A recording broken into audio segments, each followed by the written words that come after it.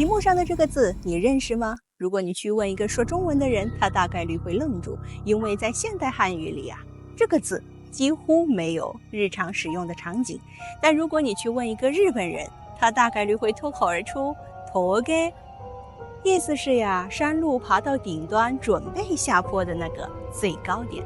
这就很有意思了呀，它明明长着一副中国汉字的脸，左边一个山，右边一个上一个下，完全符合我们最熟悉的汉字构造逻辑。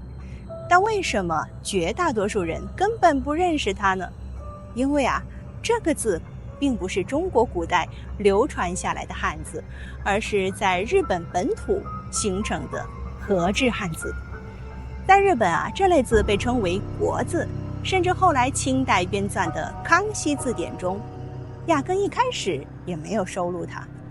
你可能会觉得，这不就是古代日本人学汉字没学明白，自己瞎拼瞎凑的吗？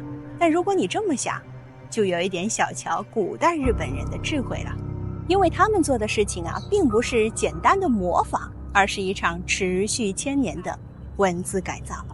今天我们要进行一场深度的语言考古，我们要扒开日本的国字，看看古代日本人在面对一套极其强大的外来操作系统，也就是汉字的时候，是如何不甘心只做一个被动用户，而是逐渐觉醒，成为文字黑客的。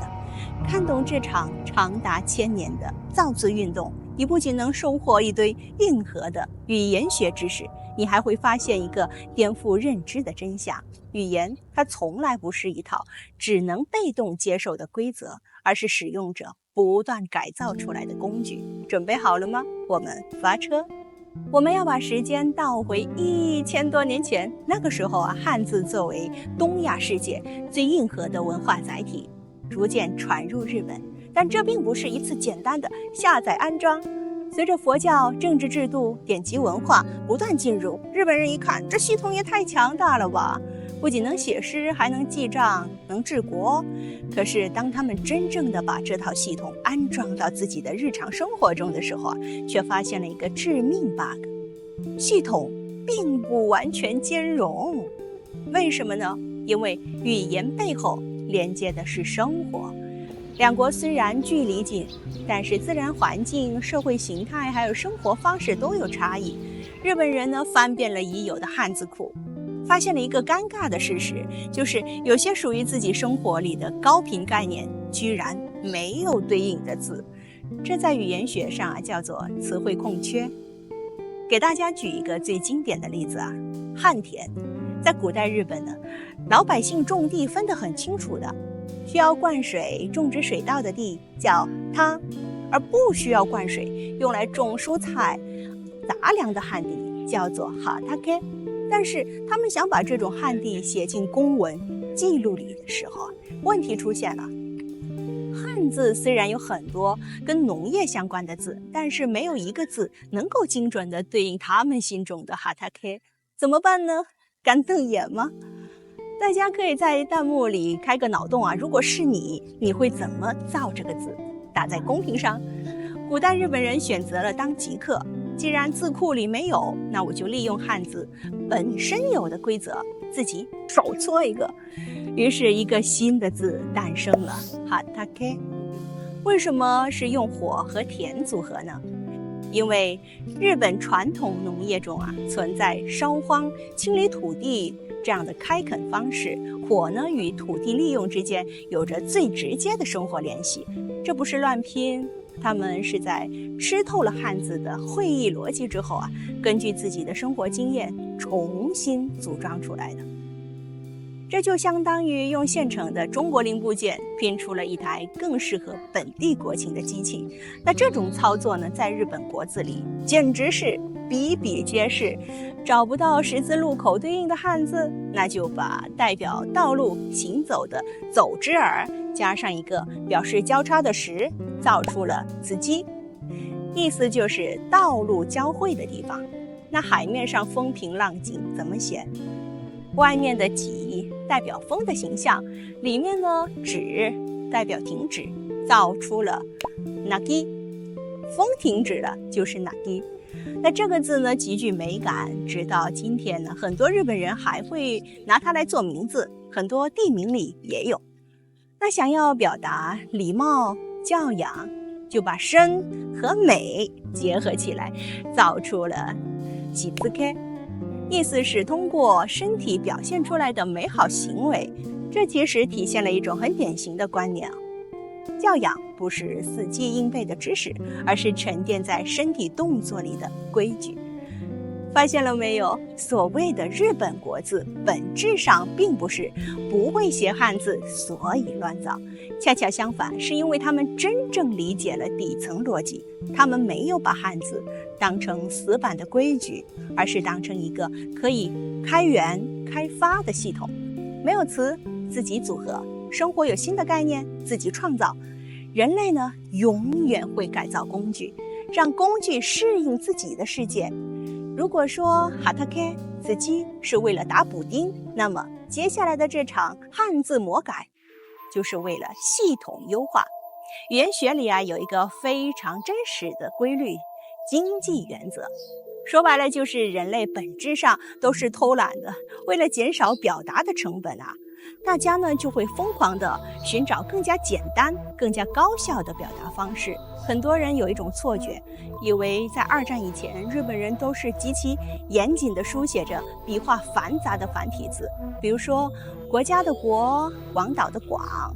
但是日本汉字研究者Sasahara Hiroyuki先生在《日本的汉字》一书中提到了一个细节，他发现在一张拍摄于1945年10月的照片中，民间已经出现了简化的披露。要知道日本官方正是把这个广简化为这样的。当用汉字表是在1946年公布的。这说明什么呢？说明民间书写早就在倒逼规则的改变。普通人在每天记账写信的时候，谁有闲工夫去慢慢描那些复杂的笔画呢？当一个字太难写，人们自然会寻找平替，比如说钱币单位它原本就是来自圆满的圆，笔画太多，那就慢慢简化，最终呢变成了我们今天看到的在没有键盘的时代人的手就是最早的优化程序。语言系统呢，永远不是坐在办公室里制定规则的人单方面决定的，而是无数普通人在日常使用中盘出来的。日本人在改造汉字的道路上还有一种操作，和字。如果前面的操作是打补丁和优化代码，那么和字就是为了把信息变成急速压缩包。在假名诞生之前，日本人为了记录自己的发音，只能大量的借用汉字。今天平假名里的其实就是汉字安的草书变来的。但是问题来了呀，如果所有的发音都用完整汉字记录，书写量会让人崩溃。于是他们开始了急速压缩。比如说古代的男性名字里面经常出现马喽这两个字。为了省事呢，在竖排书写的环境下，人们硬生生呢是把它们压在了一起，变成了一个新的字马喽，像今天电脑里的 zip 压缩包一样，把高频词汇进行物理折叠。到了近代，为了书写药，民间也搞出了各种略字，商人们呢甚至也是有一套只有同行才能看懂的加密盒子。文字呢从来不是博物馆里碰不得的古董，它一直活在人们的手心里。纵观日本的国字史，我们看到的是一部极其强悍的外来系统本地化历史。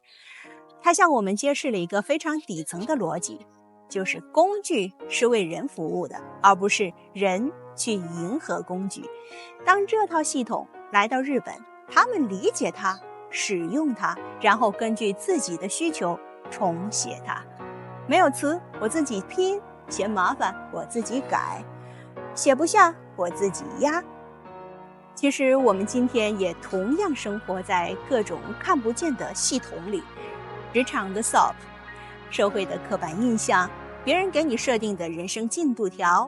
很多时候，当我们真实的状态卡不进这些框架的时候啊，我们是会自我怀疑，是不是我不够标准？是不是我的人生出了 bug？ 但是和之汉字的历史，在今天依然振聋发聩。如果鞋子不合脚，该换的是鞋，而不是削掉自己的脚。如果现有的标签无法描述你的价值，那就重新组合你的优势。如果旧规则消耗了你大量的能量，那就果断去寻找新的运行方式。在这场名为人生的游戏里，不要只做一个被动接受设定的 NPC， 去理解规则，去改造规则，去创造属于你的自己的表达方式，成为你人生专属的开源即可，然后走向属于你的那个山顶。OK， 感谢你看到这里。如果你觉得今天的视频有点意思，顺手点个赞和订阅，这就是对我最大的支持。其实语言和文字的演变里藏着太多不可思议的世界观和冷知识，比如说一个水果名番荔枝，这些再普通不过的词啊，它最初的源头是哪里？背后又有着怎样的历史追踪？我们在以后的视频里慢慢说。我是亚伦，我们下期不见不散。